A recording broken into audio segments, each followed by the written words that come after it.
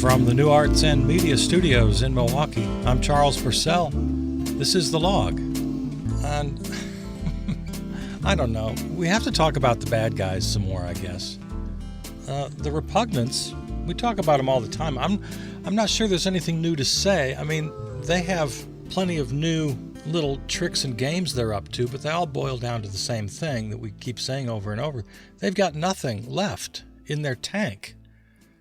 As a party, as a set of ideas, they're completely devoid of any substance anymore.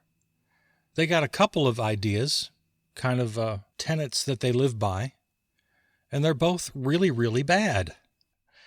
They're racists, and they are 100% about power. They have no idea about governing anymore. They have no more positions. So, what's the latest here with these guys? Well, of course, this week, or was it this weekend, Mitt Romney got booed, of course, at his Utah GOP convention. Did you see the clips of that? I mean, they really booed him. If you didn't see the clip, they shut him down. He couldn't even speak, at least in the clip they showed. They're just not having it. The Republican Party, of course, is now the party of Trump. There's no more debate. There's no more fight. That fight is over. There's only a small handful of the no-Trumpers left in any positions. It's pretty much Liz Cheney and Mitt Romney, and then a couple of stragglers who we don't know as well. Adam Kinzinger made a name for himself. Nobody ever heard of him until he voted for impeachment.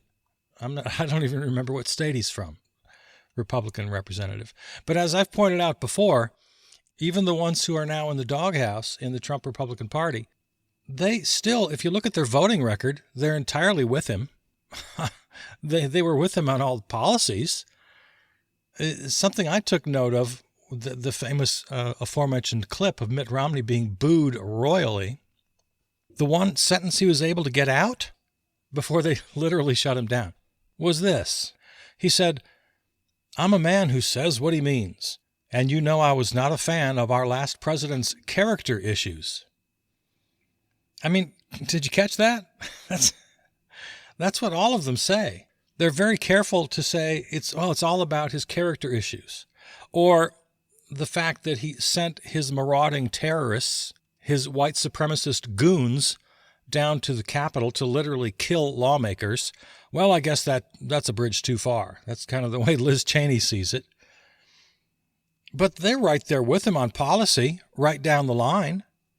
And the Republican Party generally has been moving in those directions of extreme autocracy, tax cuts for the rich, complete deregulation so as to destroy any health and safety regulations that are protecting American citizens. They've been just step by step for decades going down that path. Totally anti-immigrant, totally anti-LGBTQ, anti-woman, and their reproductive rights especially. So even the so-called good ones don't fall into that little trap. Oh, Mitt Romney, what a great guy. Oh, Liz Cheney. And in fact, I saw a post today, one of my friends, I'm really getting to like Liz Cheney. For what? Just because murdering the vice president is a little too far for her? Wow, let's sing her praises. Yeah, the never-Trumpers were 100% or 99% with him on every policy. And the whole Republican Party has been there, if not all the way, moving in that direction now for decades. So this so-called new Republican Party, they're not that different, except they've added this new wrinkle, and I guess I don't want to discount or diminish the importance of this new wrinkle. It's overt racism rather than covert racism. And it's they're now completely unapologetic about power, gerrymandering, rigging elections, making it harder and harder to vote for young people, for people of color, for poor people. They barely try to hide it anymore. Often they don't even bother hiding it. There was in recent days, this New York Times op-ed by Ted Cruz, who just openly admitted what they're about, how they've been carrying water for rich folks and corporations all these years. And now maybe they won't do that anymore if the corporations are going to suddenly become, as he calls it, woke. By the way, sidebar, if you're using the term woke, you need to stop it, especially if you're a white folk. It's an appropriated term, and like much of language, political speech, it's been co-opted by the bad guys. And so if you're a white person accusing someone of being woke and using it as a disparaging remark, you need to just stop doing that right now. It's a dog whistle. It's just an outright racist use of the language. You're appropriating a term that was positive and well-meaning in the mouths of its originators. It's only been used in this disparaging way for just a very short amount of time, just the last couple of months.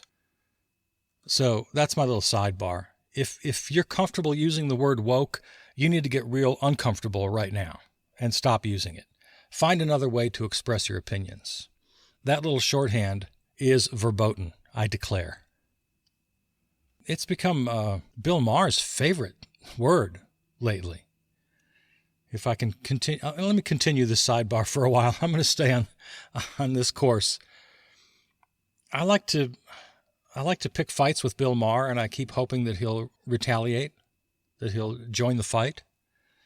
But I guess I'm not a big enough fish yet for Bill Maher to care about. I would love for him to fight with me. I guess I have to get a little bit bigger. Make sure to share this podcast. Get the share buttons clicking here so that we come to Bill Maher's attention.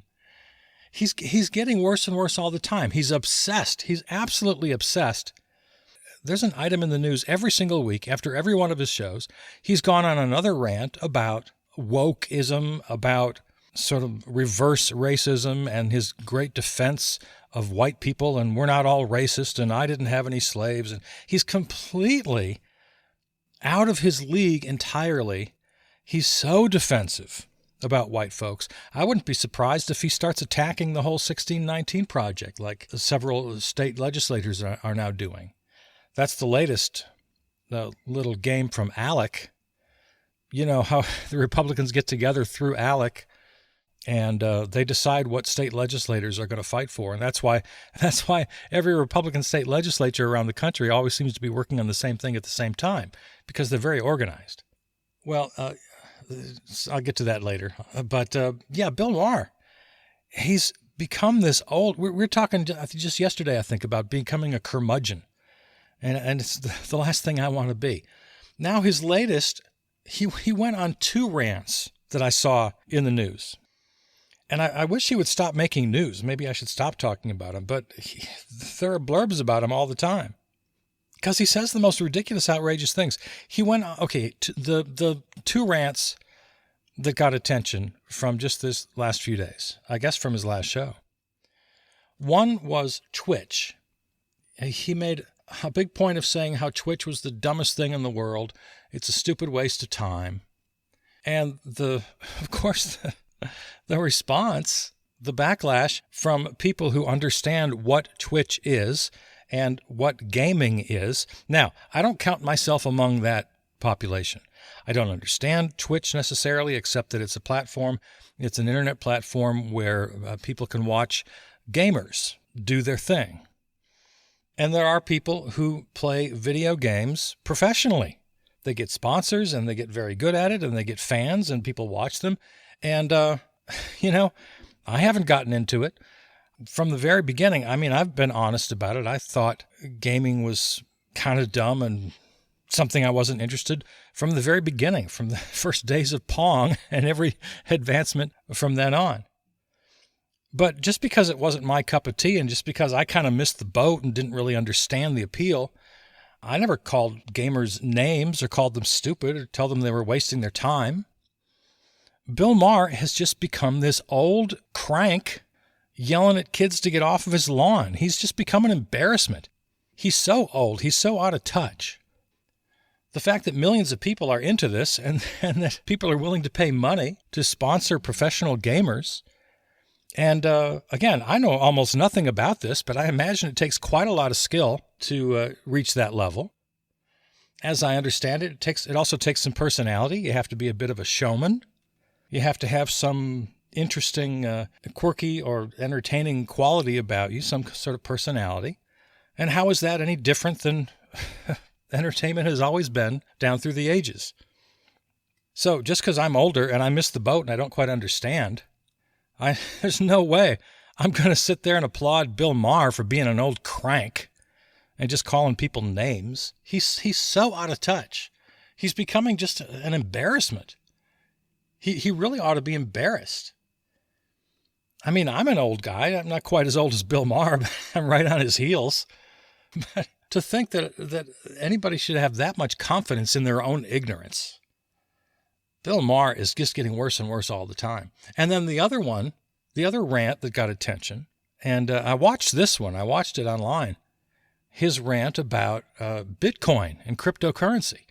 Now, you and I have talked about this. I've had negative things to say about it. But first of all, well, here's something Bill Maher and I had in common. He admitted that he didn't understand what was going on. And every time I talk about cryptocurrency, I say the same thing. Okay, I don't get it.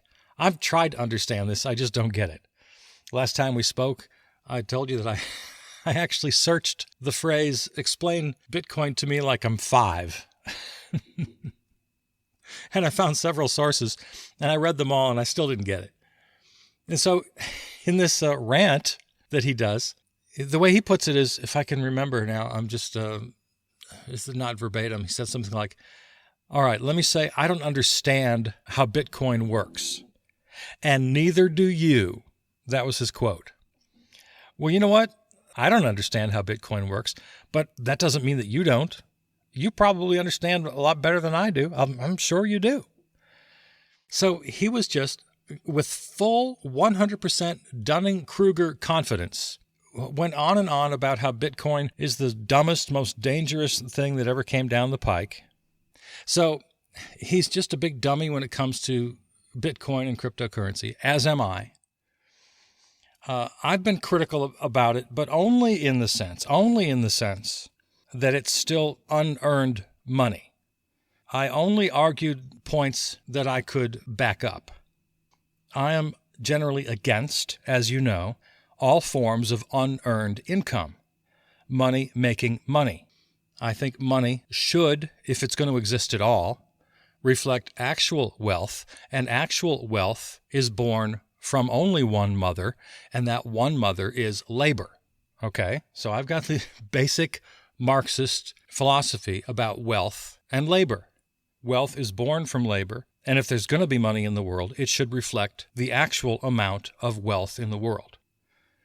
To create these Ponzi schemes and have money make money and have so-called unearned income, which to me is an oxymoron, that all needs to go away. So I felt like I had an argument to make, and from what I do understand of cryptocurrency, it's all about speculation. It's all about scarcity and markets going up and down. It's funny money in that way. So that was my criticism. And throughout, I kept making it clear, not really sure how this works, but if I'm understanding this correctly, here's my argument. Well, of course, that's not Bill Maher's style. He just goes in with 100% Dunning-Kruger confidence and says the most outrageous things and insults people and does name-calling. And so this week, it was Bitcoin and anybody who's using it, anybody who understands it. And it was Twitch and gaming and anybody who's into that. And as I said, he's obsessed with defending the so-called white race. He's flirting with some real reactionary, okay, boomer kind of stuff. You know, the guy is on HBO, and he's got a budget. He can hire writers, and sometimes they're pretty damn funny, depending on what he's talking about. But I'm talking about when it just gets down to him as a person and his opinions. The guy is becoming a joke, and not at all in a good way. He really has become sort of the poster child for OK Boomer. He is, look up OK Boomer in the dictionary, and there's a picture of Bill Maher. Well, okay, that was a long sidebar. I was talking about the current state of the Republicans. It wasn't really too much of a sidebar because that's kind of where Bill Maher is going. He presents himself as a liberal, but he's much more of a libertarian than he is a liberal. And as such, he's falling in line with the real right-wing nuts, especially when it comes to denying racism, which he does often, and in decrying what he and they like to call wokeism. And as I've said, that's a term that now has been 100% co-opted by the bad guys, and you need to stop using it. Find other ways to express your opinions on that issue, please. So it's kind of hard to figure what the right wing is even after these days. Or maybe not. Maybe it's simple. Maybe it really does just boil down to power and race and money. People with money, people who are white, and especially men. We've had the power forever, and we don't want to lose it. So maybe it's simple. Maybe that's all it is. But it's taken this weird turn into, as I alluded to earlier, into honesty. They're kind of open about wanting to have, or more importantly, wanting to maintain their power. It's no longer about democracy. It's no longer about elections. They don't really care anymore, and they're kind of open about it. I often talk about this horrible rightward drift we've had for 40 years. But even Ronald Reagan, who I routinely criticize in the most uncertain terms around here, at least he would couch his political philosophy in the idea that it was good for everyone. A rising tide lifts all boats, that sort of thing. For the longest time, Republicans, as wrong as they were, and they always have been wrong about trickle-down economics and all of that, at least they either believed it or they had the good manners to lie to us and say that this was for everyone, that they had the best intentions for all Americans of every class to benefit from their policies. Again, they either actually believed it or they were polite enough to lie to us about it. That hasn't been the case lately. Over the years, they've become more and more blatant about just raw power and raw white supremacy. I think it really sort of took a turn with Pat Buchanan. And which convention was it? The 88 convention or the 92? I don't know, somewhere in there. That was when he really made quite a ruckus at the Republican convention, being very sort of open about his racism and anti-immigrant policies and holding on to power, holding on to your money. I think the Bob Dole candidacy, that would be, let's see, 1992? 96, yeah, 96. That was the first time I remember that the language became very overt. Prior to that, I was doing some editorial cartooning, and I remember kind of making jokes about translating what the Republicans really meant. I don't remember exactly how this went, but I remember doing a cartoon about how the Republicans were saying, this is your money, and we want you to keep your money. And it was a joke at the time. I thought it was what they really meant, but they never said it out loud. That was way too honest, and it was way too blunt, because they want low taxes and all of that. But they were still couching that in the language of, well, low taxes is good for everyone. We want poor people and lower income and lower middle class people to thrive. But these are our policies that will get you there. When what they really wanted was, those of you who have the money, who have the power, you want to keep it, and we're going to help you keep it. I don't remember the actual joke part about it. That's why this doesn't sound funny. I just can't recall here in the moment what the joke was. But yeah, that was them being honest. Well, in the 96 campaign with Bob Dole, he came right out and said what I was saying just a couple years earlier in joke form. They would put it out right up on big banners. It's your money. We're not going to tax your money and give it to these other people. Poor people, people of color, oh, God forbid. It's your money. You can keep it. So they're saying the quiet part out loud, and now they're saying the quiet part out loud every day in the headlines. Like Ted Cruz just up and confessing to corporate corruption.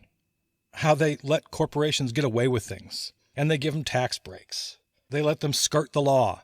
Well, we're not going to do it anymore because you've become woke. So now we're not going to let you skirt the law anymore. They just come right out and say the quiet part out loud. There are several cases of saying the quiet part out loud when it comes to the vote.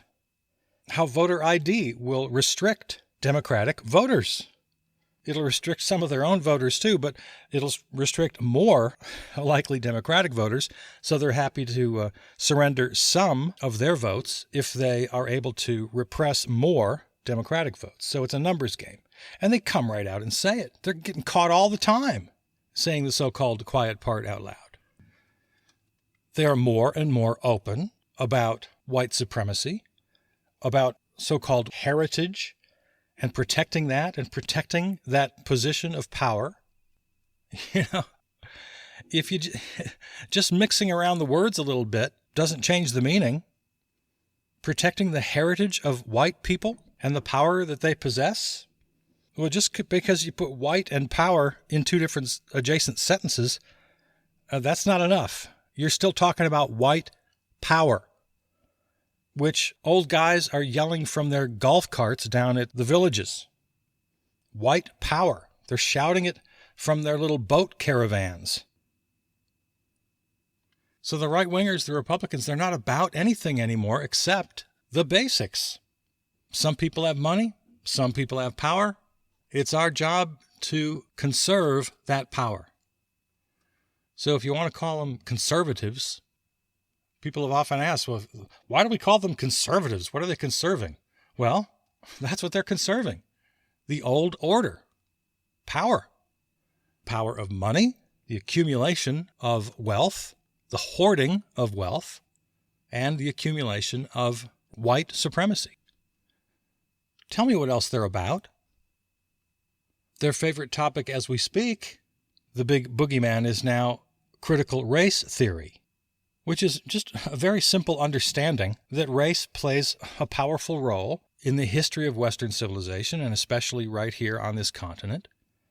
And understanding the critical role that race and white supremacy play in the actual laws and customs that took root and still bear fruit today.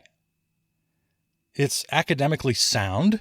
It's absolutely necessary to understand not only the history of where we've come from, but the ground we walk on today. And we got these suburban soccer moms rising up at school board meetings in tears, screaming about critical race theory. They have no idea what it means. They believe Fox News and the rest of the right-wingers who have convinced them that they're being attacked. Their children are being taught in schools that white people are bad, that they themselves are bad.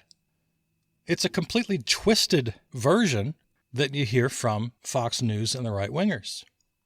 So their new little obsession with critical race theory and their crocodile Karen tears about, I'm not a racist, I never had slaves. Yeah, no, you didn't have slaves. But you can't see how institutions, brutal institutions of Native American genocide and the slavery of Africans, you can't understand how that built this nation and how you benefit from that and how your parents did and their parents and their parents. There was an article, oh God, I just saw this one yesterday. A Republican, let's see, where's this person from? Martha Huckabee, president of the Women's Republican Club of New Orleans, had a little social media rant about how slavery really wasn't that bad. Some slave owners were very good to their slaves. Some slaves loved their masters. There were marriages in slavery. Precious babies were born. Generations of beautiful life came from those who were sold into slavery. It's just bizarre. And if this was just some weird outlier, we could say, oh, look at this crazy person. And if the world made a little more sense, it would be one story and she would be fired or drummed out of office, and that would be the end of it. But she's not an outlier. This is now the conservative movement. This is now the Republican Party. They're off the cliff. They're far, far out of the mainstream. And their methods are, they've got this sort of two-pronged approach where either they tell the complete truth, and that's an example of the complete truth as they see it. So they're being totally honest about their own racism. Or the other prong are complete lies. They use both methods.